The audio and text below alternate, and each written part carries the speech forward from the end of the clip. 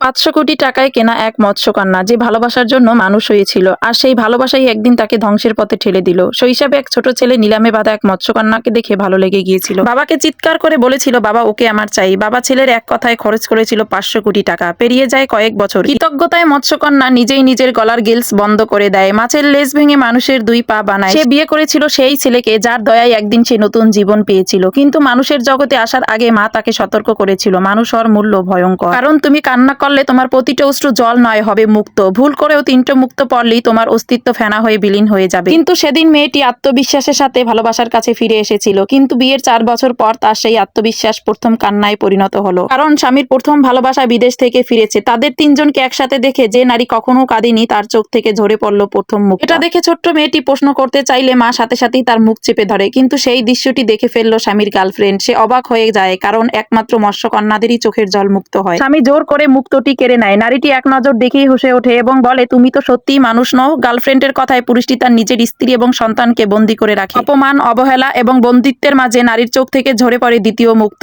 আর তখনই পায়ে ধীরে ধীরে ফুটে ওঠে নীলচে ফুলের ছাপ। ঠিক তখনই গুদাম ঘরে আসে সেই মেয়েটি। এসেই আচমকা তার ওস্কাপ তুলে দেয়। পায়ের নীলচে ফুল দেখেই বলে ওঠে, তুমি সেই মৎস্যকন্যা। হাসতে হাসতে বলে, শুনেছি মৎস্যকন্যাদের মাংস অমরত্ব দেয়। এবার নারী আর ভয় পায় না। সে ধীরে ধীরে মাথা তুলে, মুখে তার রহস্যময় হাসি, কারণ সে নিতে চায় এক ভয়ঙ্কর প্রতিশোধ। সে ফিসফিস করে বলে, তুমি কি এটা জানো মৎস্যকন্যারা আসলে কি খায়?